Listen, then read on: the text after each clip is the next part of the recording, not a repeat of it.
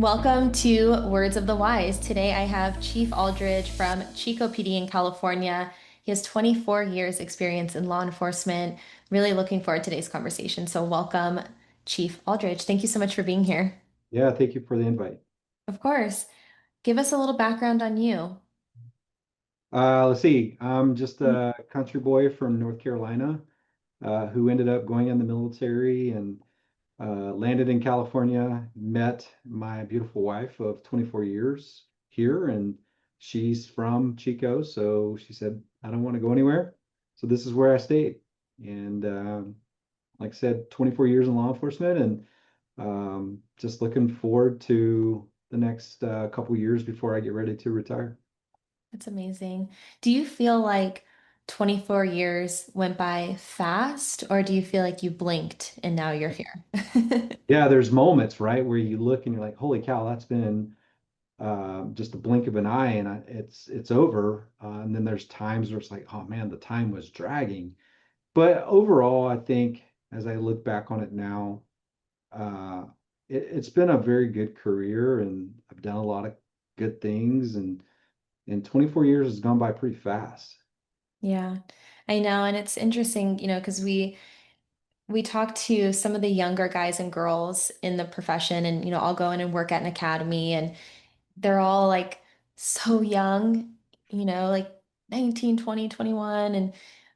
And I think that there's this idea of like you have so much time, and you do, but I also have felt that where you get older and you're like, wow, that time goes by so fast. And so trying to prepare yourself for the future, even though it feels like it's so far away, but you end up like us and we're like, where to go?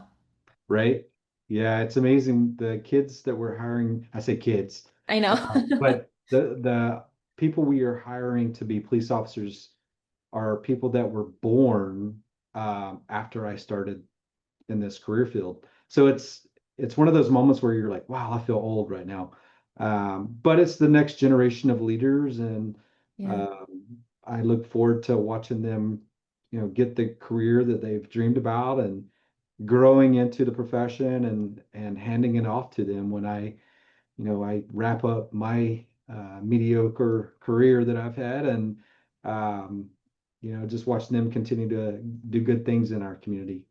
Yeah, and I would imagine that you hope that you can take all the things that you learned, like all the things that, maybe some things that you didn't do well, some things that you did really great, and kind of package that up and use those as learning opportunities to help build up the next generation so that they can learn and they can grow and they can be even better than the generation before. And I think that's the general consensus always. Every person in leadership I talk to is like, I really hope that, you know, I can leave it better than I found it, but then we can prepare the next generation to be even better.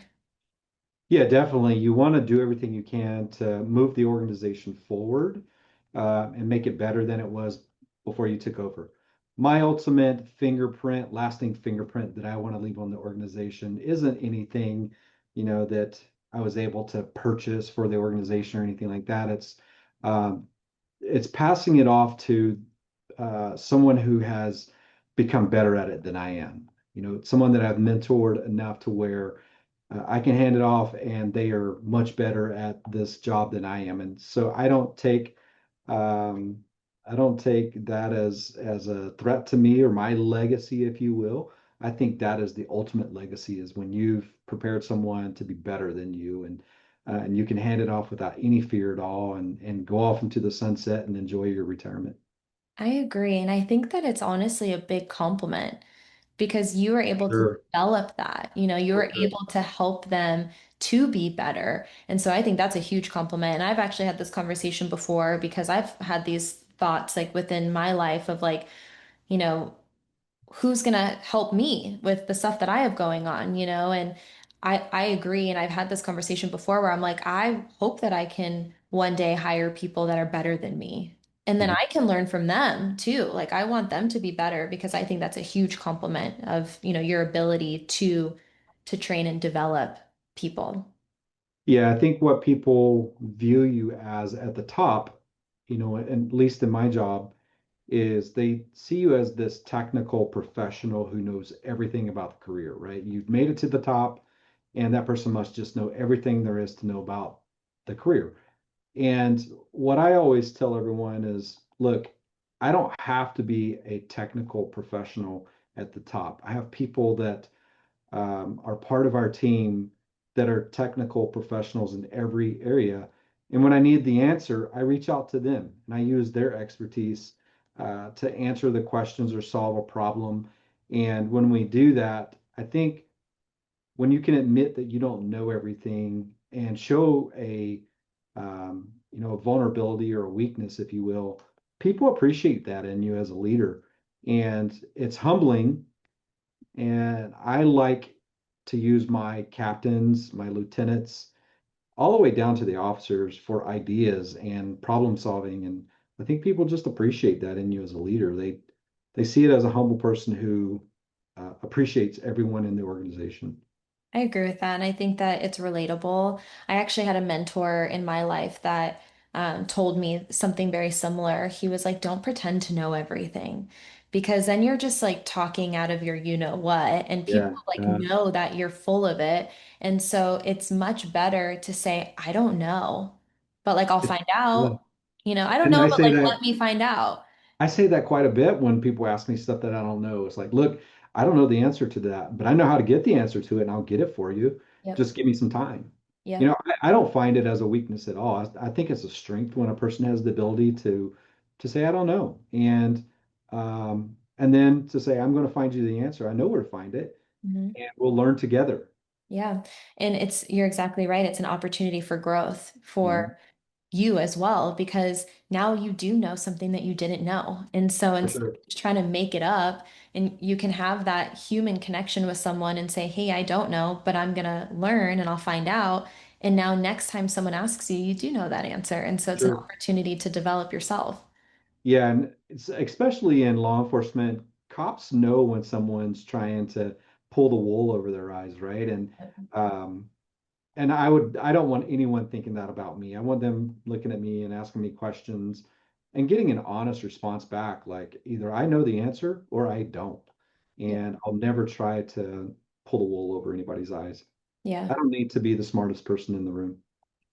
I agree. I was hoping that you could rewind, backtrack to 2018. What was the significant event that happened in 2018 in your career? Can you tell us? Because I know you told me offline, and I was hoping that you can tell our listeners as well. Sure. Uh, in 2018, we had a fire that kicked off just to the east of Chico. It started in an area called Jarbo Gap. Jarbo Gap is known for having wind that reaches up to 100 miles an hour. It's in the Sierra Nevada canyons, and as that fire kicked off, the wind picked up and started blowing it back toward the west. And to the west of Jarbo Gap is the town of Paradise. It had a population of roughly 25,000 people. Mm. And uh, that particular morning, when I left my house to come to work, I saw there was a fire over in the foothills, and I reached out to a buddy of mine who works for the fire department and said, "Hey, what's up with this fire that's over in the foothills? What's going on?" He said, "Yeah, it's just a little fire in Jarbo Gap, nothing to worry about." I said, "Well, it kind of does worry me because of the high winds we get in there." And he said, "Well, I'll let you know if I hear anything." After I hung up with him, I called a friend of mine who was a captain over at the sheriff's department and said, "Hey, that fire that's over in Jarbo Gap, what's that looking like for you guys? Are you going to need any help with evacuations?" And the reason I did that was because I was the on duty watch commander for the city of Chico. So as a watch commander, you are essentially the person that leads all of the patrol division for that day. Mhm. And uh, so I wanted to be prepared. And he said, "No, nothing to worry about." Okay. So that was about 7 o'clock in the morning. And then came to the office, kind of got everything going for the day, got all of the patrol officers deployed out into the field. And then about 8:15, somewhere in there, I got a call back from my friend who's the captain at the sheriff's office, and he was in a panic. Mm, Billy, I need as many cops as you can send me to the town of Paradise. I said, what happened? That fire get bigger than you thought it was going to be? And he said, yeah, it's probably going to burn over the entire town of Paradise. wow. And we need to evacuate everyone right now. So we rallied our resources. I got everyone back to the police department, explained what was going on, explained our mission, explained what I expected, and then sent them on their way up to Paradise, not knowing, were these 30 plus officers that I was sending up there, were they going to make it out alive? And so that was a lot of stress for me that morning. And um, as we got them up there, they started, evacuating people, getting everybody down the hill. So there's a couple thousand feet elevation difference between us and Paradise, and we have one road that goes in. And luckily though, it's a 4-lane road. And what we had decided was shut down all eastbound traffic, open it up so that all 4 lanes could be used to move everyone out of Paradise and down to Chico. Yeah. So as we started getting people through, I'm monitoring the radio. I'm listening to the officers up in Paradise. Um, there were several instances where I had police officers who were begging for fire planes, fire helicopters to do drops right on top of them Mm, because they thought they were about to die. wow. And, for me, uh, I had a whole range of emotions going at that moment. Like, oh my God, could I lose an officer? Could I lose multiple officers? Did I do the right thing? Did I send these officers and not have them prepared to be in a position like this? And ultimately, everyone made it out, and we got everyone back down to Chico. Um, Unfortunately, they lost 80. I think it was 87 people died in that fire, and um, I think that's for me is like it was a failure on our part, right? And I say, how did we lose 87 people? So that sticks with you. And you constantly reevaluate and say, what could we have done different? Did we do something wrong? Um, yeah, so that was a very significant event, not only, for the community that lives up there, but for every one of those first responders Yeah. that responded up there and dealt with that situation. Um, I would later go up that evening to check it out, to go help get some equipment back down that we had up there. But I ran our side of it from down here in Chico. Just hearing the stories of the officers coming back and just seeing the look on their face was just sheer PTSD. I mean, it was people who thought they were about to die. We had patrol cars that had the vinyl wrapping on it that were just bubbled up from the heat. Mm, And um, yeah, so we still have some lingering effects of that, I think, but obviously a very traumatic incident for everyone involved. yeah, absolutely. What do you think that you learned from that experience in the context of leadership and wellness, after the fact?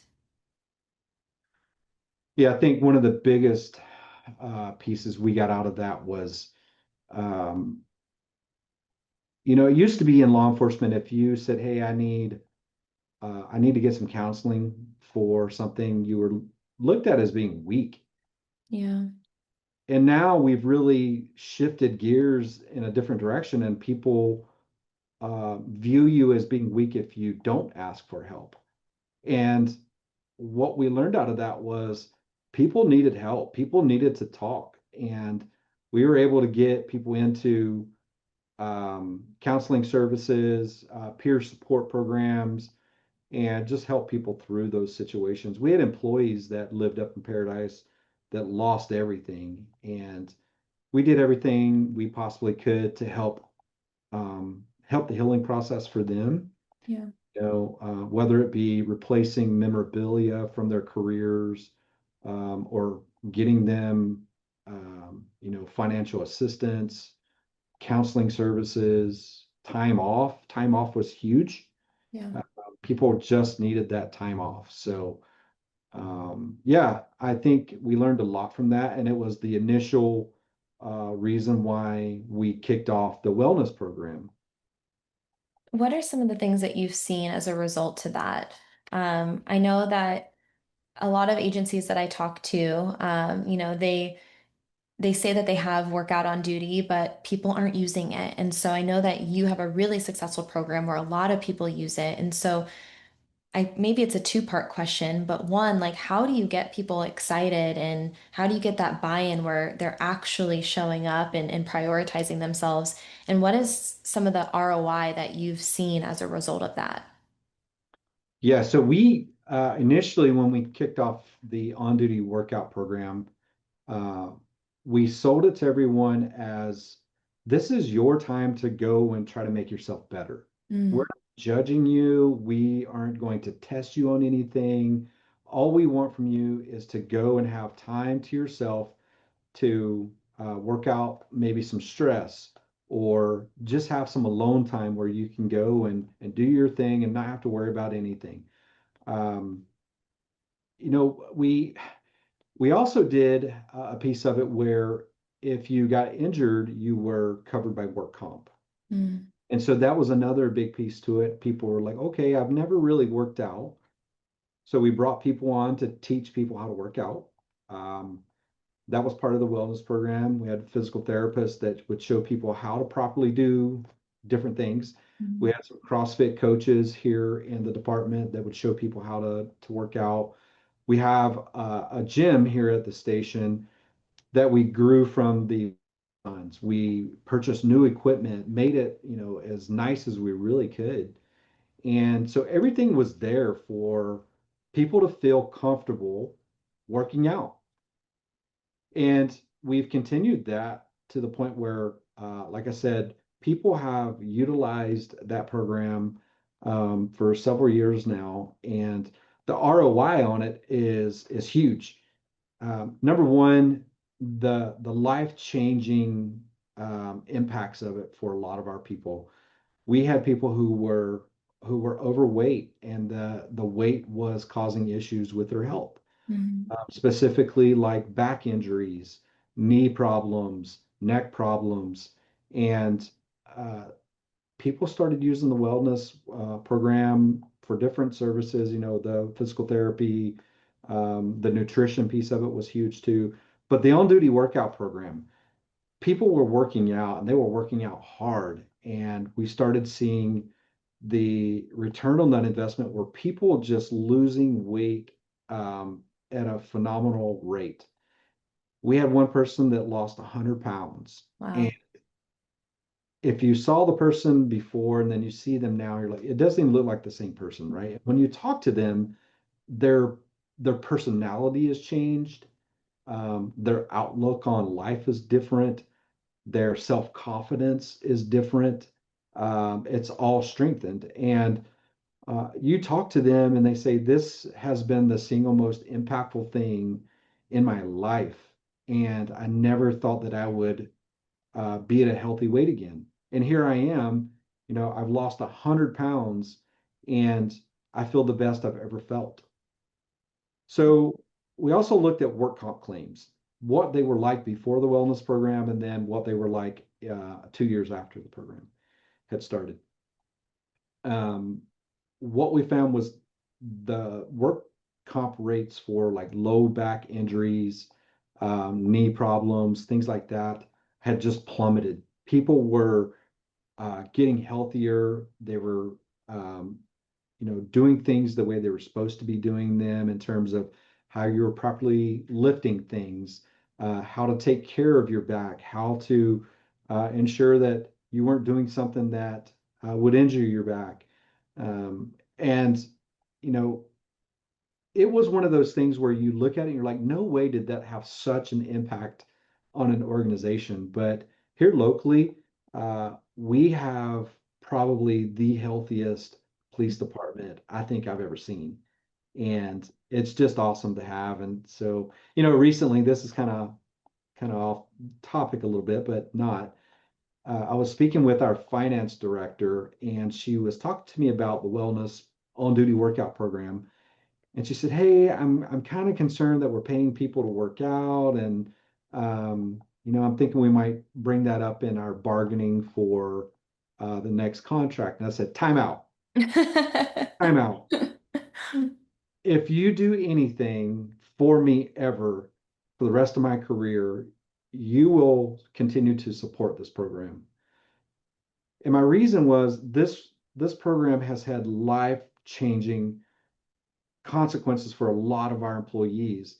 And it's the single most uh, successful program I've ever seen in an organization locally. Yeah. And, the morale boost that it brought our organization and continues to bring the organization has been just tremendous. So I was begging her, do not go after that. Please support that because, take money from my budget if you have to to support this, but don't attack that because it has been just life changing for many, many people in the organization. So she agreed, and I haven't heard any more about it, and Good. it'll be the one thing that I'll fight for if they do try to take that from the organization. Yeah, I love where you're like, time out, hold on. Yeah, Anything yeah, else but that. yeah, I love your approach of like, we want you to be better and we want you to be whole and we want to support whatever we need to do to accomplish that. Have you ever heard of the expression like selling the dream? And I say selling very loosely, but have you heard of this, like selling the dream? It's this idea that like what is the outcome? What is the desired outcome? Where do you see your life? And I think that I always reconnect that to your why, and figuring out why this is important for you as an individual. But I think you can also look at it in this perspective of what do you want to accomplish? Do you want to lose weight? Do you want your back to feel better? Do you want to be able to run around with your kids or, have a long retirement so you can be here for your grandkids? What is that dream? What is that desired outcome? And sure. then what are those steps that we can take to make those dreams come true? And so I think that by having that approach of like, we want to support you because we want you to have the best opportunities and the best life possible. And it's not from this perspective of like, you're broken or like, and I think that sometimes it can go either way, right? You could look at someone and be like, well, you're not healthy, and so you need to do this, rather than saying, hey, like, what do you want? Like, what Yeah. is your dream outcome and how can we support that? It's two totally different mindsets. And it seems to me like you're really focusing on the positive aspect of it. How can we make you whole? For sure. I love that thought. And we you brought up a good point there that maybe even I hadn't thought about. And that is maybe these people had something in their personal lives that was helping motivate them. And now they had the opportunity to actually accomplish it in terms of, I can't even play basketball with my kids because I'm too overweight or my back hurts too bad. Mhm. I can't go out and hike with my wife or girlfriend or boyfriend, husband, whatever, because my knees feel so bad because I'm maybe overweight. So those are things that I didn't even think about in the personal life. So very good point there, and I absolutely agree. You have to sell the dream. Um, we do that every day when it comes to mentoring people is what do you want in your career? How can we help you accomplish your goals in your career? Um, but from a wellness standpoint, that is a very good way of selling wellness is what is it in your life that you want to accomplish with health and wellness? How can we help you reach those goals? And I think the biggest piece is continuing to support this program we currently have. Yeah. And I think that that's the way to, I mean, I think there's lots of ways to break stigma, but I think that's one way to break stigma because it's not looking at it from a perspective of, again, you're broken or you're not good enough. And so therefore, like, you need to do X, Y, Z. It's like, no, like, you are good enough, but like, how can we make you even better? What are your dreams, your goals? I also think that, sometimes the hardest things that we go through in our life are the opportunity to create something great. And I almost thought of this, like, as you're telling me this really traumatic incident that happened back in 2018 with the fire. And then as a result of that, creating this robust wellness program that is now helping to boost morale and it's reducing injury and it's really having a great impact on the lives of the individuals within your organization. I almost like saw in my head this visual of like that phoenix like rising from the ashes. It's like this unfathomable, really traumatic incident. But out of that was this opportunity to support people in wellness and to create something great as a result. And so that was kind of what I had pictured through that. Yeah. And I think sometimes, even though you never ever want to go through something like that, there are opportunities to grow and to learn and try to do better afterwards. You were promoted as chief in 2022, Mhm. which is, kind of couple years after COVID, still seeing the lasting impacts of that. And I know that a lot of agencies really struggled with staffing after 2020 and trying to get back up. And when you and I talked offline, you said that that was a main focus of yours is how can you get closer to being fully staffed and how can you focus on retention and recruitment. Can you maybe explain a little bit about your efforts? And I'm really curious, do you think that this wellness program has helped to support those efforts? Yeah, so when I took over as chief, we had been struggling to fill the positions around the organization. And not only were we struggling to fill the positions, we were struggling to retain talent. And we were bleeding out on both ends, right? So we were projected to drop to the lowest we've ever seen, Mm, at least in my time in this job here. Um, so we we had tried everything. We really had tried everything. Getting creative with signing bonuses, getting creative with the way we would do testing processes, being available for anyone, anytime to come on and try to, get hired with the organization. The problem was is that we weren't really getting applicants.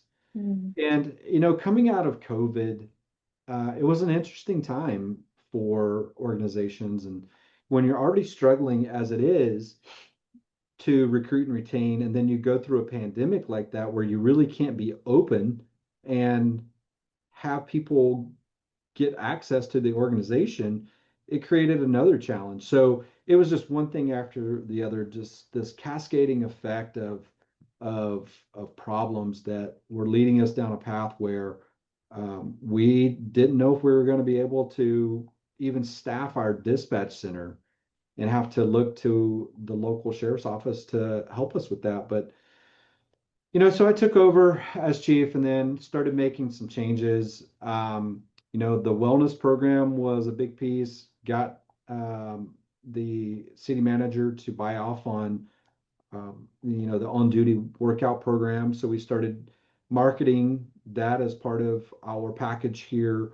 Um, we did a salary and, comp study on where we stood with like agencies. So we found that our agency was, way under where they should be in terms of pay and benefits. They were at the high end of agencies that were contributing to their retirement system. In California, we have a mandatory retirement system that you have to pay into, and great program, by the way. I have nothing bad to say about it, but we were on the highest end of agencies that were contributing to that. So we had this series of events that was just setting us up for failure. mm, So I started working with the city staff, figuring out how we can make these changes. Um, we were able to get a salary increase, which, fixed a lot of the problems. And then as we wanted to continue to grow back, we created our own recruiting team, our website. We started just marketing everything we had and branding ourselves a little different under, a new chief. And not to speak ill of any other chiefs at all, I was just going to try to be different and think outside the box, Yeah. right? And do everything we could to pull out all the stops to see what we could achieve with staffing and retention, um, or recruiting and retention. So as we launched this recruiting campaign, one of the biggest pieces we talked about was, does your agency offer, in terms of looking for lateral police officers or dispatchers, because that's really where you get the quickest turnaround for an organization, is Sure. someone who's been a police officer or deputy at another agency, and they can come over as a lateral and not have to send them through the training at the academy and so on and so forth. It takes forever. Um, and so we were saying, hey, look, does your organization offer an on-duty workout program? And what we were finding is none of these agencies, very sporadic throughout the state of California, offer that program. And so it really caught a bunch of people's attention. Like, wow, that is amazing. And I would love to have that. And then our schedule that we have is based off of seniority, and we have 8 patrol teams that have different schedules. So people get a variety Mhm. of where they can work if they are on patrol. We started growing the organization back, and the numbers were coming up, and they were coming up so fast that we had to put a stop on it for a little bit because we didn't have enough people to train all these new staff members. And so that was across the board, whether it was with our sworn positions or the non-sworn positions. And we got to a point where it was like, okay, now we can start growing back our special assignments. Mhm. Started growing back those special assignments. And once you start doing that in an organization, a law enforcement organization, you really start to see your morale come up, right? People want the opportunity to move away from patrol and go do something different, whether it's working in detectives or if it's working in a traffic unit or violent suppression unit or SWAT. I mean, you name it. People want those opportunities.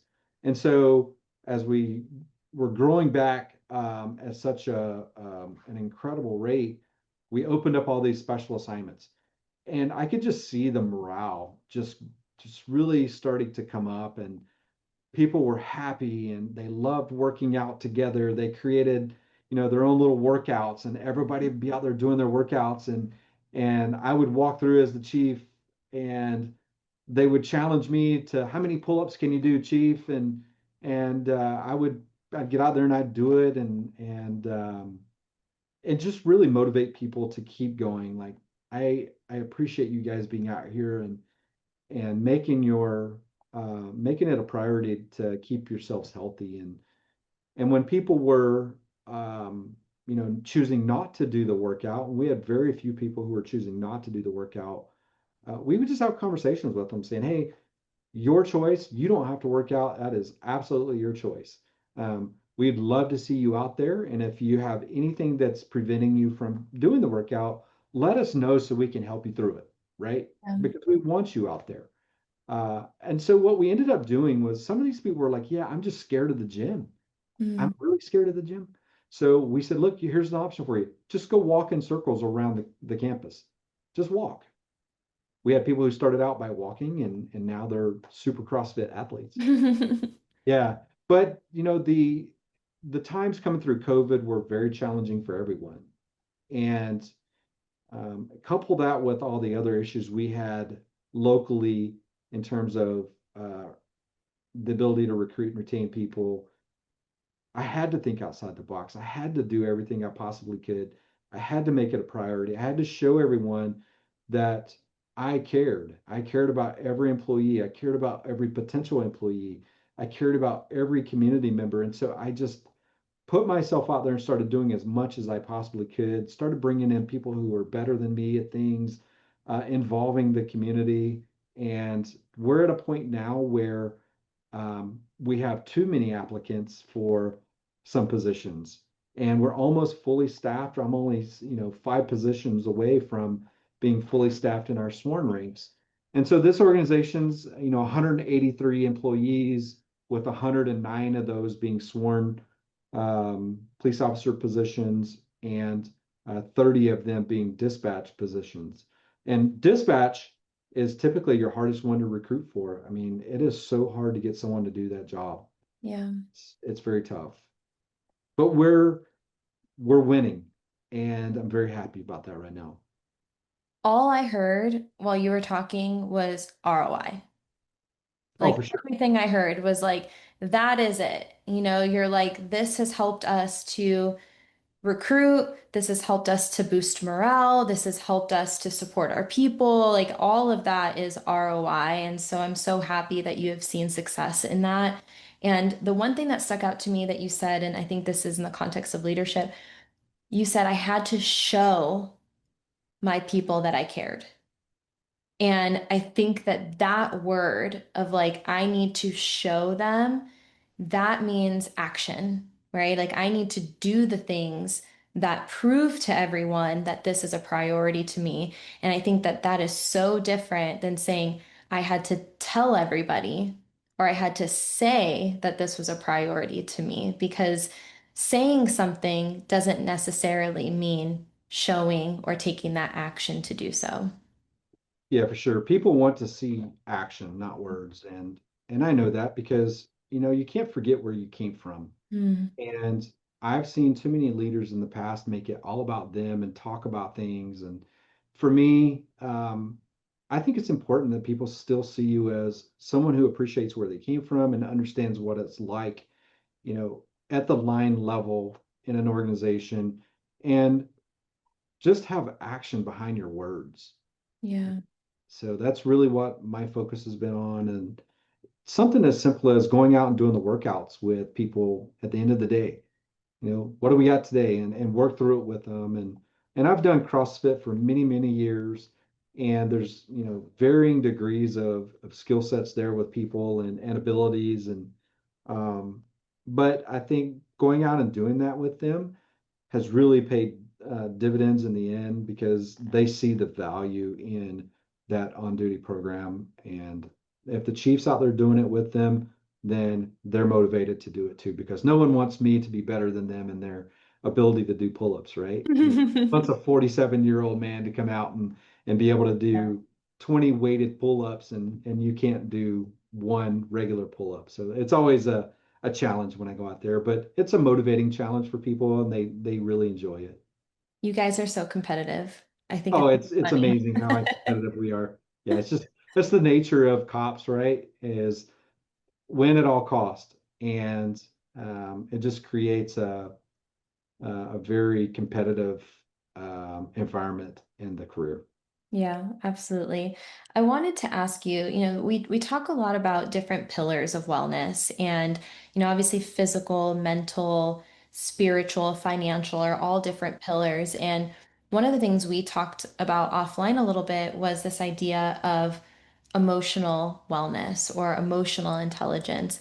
Can you give a little bit of your thought process or your opinion on how we can promote more emotional intelligence and wellness? Yeah, so emotional intelligence for me in the organization, just to give you a perspective of how I see it. When we hire people, I don't care what the position is, I look for that personality, that skill set in a person, because if a person understands their emotions, they understand how to control them, how to use them to their advantage. It leads to critical thinking skill sets, and it leads to them making better decisions in the end. And that's what we want every day here, is people who uh, can take their emotions and make decisions that have positive outcomes for the members in our community or the members in this organization. As police officers, we make decisions all day, every day. Yeah. So for a police officer to have really good emotional intelligence, um, shows me that they have the ability to critical think, work through a problem, not allow their emotions to get the best of them and make a bad decision, understand where someone is coming from when they are explaining what happened to them and putting yourself into their position and what is it what that they would want from you as a police officer helps you make the decision, how can I help this person? Yeah. And ultimately, we all say it during our hiring process. They'll ask, why do you want to be a police officer? Well, because I want to help people. It's so cliche, right? But I all the way deep down in my heart, I truly believe that a person who wants to do this job truly does want to help people. Because that's what we do all day, every day, is we help people in need. People don't call us when they're having a great day, do they? No. They call us sometimes at the lowest point in their lives, or something bad has happened, and they need our help. And it's always amazing to me that, when I started the job and I was 23 years old, I'd only been married for a couple of years, didn't have any kids, never really been through anything in my relationship to help me understand how to be a counselor for people. But Yeah. yeah, I was expected to go to, say, a domestic violence incident and help them work through that problem as a 23-year-old kid myself. And you might have people that you're dealing with who've been married longer than I had been alive. And so what I quickly learned was I had pretty good emotional intelligence. I could read people. I could see the problem. I could put myself in their position, and then I could provide some sort of, feedback to them in terms of a response, a type of response that did not invoke anger on their part, Mhm. but invoked a feeling of this officer truly does care. He wants to help, Yeah. and he may not really know how to be a counselor, but he's calming me down, allowing me to think clearly now and make better decisions. So for me, emotional intelligence, there's so many things in your life that it has an impact on, and um, you know, I really think we should have an ability to test for it. I try to bring it out in people in our hiring process. And you find it in people just by the types of questions you can ask, but there's no, as far as I know, there's no way to truly test for a person's emotional intelligence, and we have to have that in this job. Do you think that it's either someone inherently has it and someone doesn't, or do you think that it's trainable? I think a little bit of both. Yeah. Uh, you know, we all have different personality makeups through our genetics, right? Mm. And I think some people are more empathetic than others and tend to have that natural ability to have emotional intelligence. They they are very comfortable with themselves and understand it and will want to use it to be successful in dealing with the situation. I think there are people who are brought up in a family environment where it is brought out. They're trained, if you will, Yeah. taught how to have good emotional intelligence from their family. Hmm. Families that, that talk about things and work through problems in a very systematic way, don't judge each other. We listen and we don't judge is the big thing, right? And so I think there are families that have created really good, emotionally intelligent kids who go on and use it in life. I do think that we have the ability to train people on how to use emotional intelligence.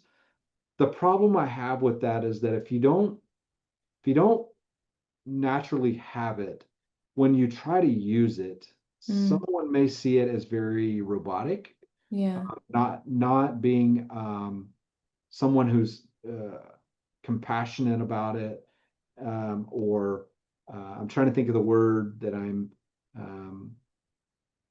someone that really wouldn't. normally be able to just naturally do it. It Yeah. just doesn't look genuine, It right? doesn't feel Genuine, organic. Yeah. it's not very organic, it's not genuine, and I think people see through that. And so that's the bad part about training it into people. You want people to naturally have it Yeah. because it comes across organically, and people accept that versus this is just a presentation. This isn't something that someone is very genuine about. I understand. Yeah. I heard something recently and it kind of stuck with me, and it was talking about, to your point of your upbringing and how that impacts the way that you see the world, how you respond to stress. And it was talking about more like adverse or like traumatic childhood experiences, and how a lot of kids who come from that environment do have this almost emotional hypervigilance where like you can really understand how people are feeling and you can kind of feel the shift in their mood, and because you were trained to see that, right, and to be around that, and to try to react and respond to those things that were maybe not normal, or not healthy. And so I think you're right. I think that there are some people maybe who are born that way, and there's some people who have trained life experiences that have made them that way. Um, there's one thing that I've learned, and I can kind of share this as like a tactical tool. And this is not in the sense of emotional intelligence, but it's more of the emotional regulation piece of it. So you had said that you wanted, people to be able to control their emotions so that they can make more effective decisions. That piece of it, I think, is trainable.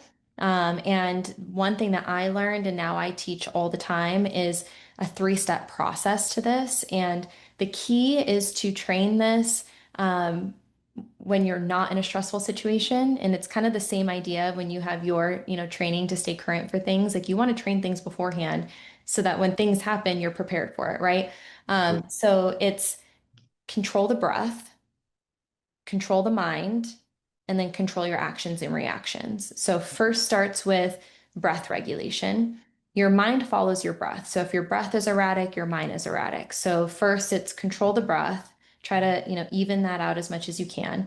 That's going to create more clarity and control in your mind so that now you have the opportunity to control your actions and your reactions to whatever is happening. So you have more of that opportunity for effective decision making. So anyone who's listening, maybe that's a little nugget that you can start to train. It's breath control, mind control, action and reaction control. So there we go.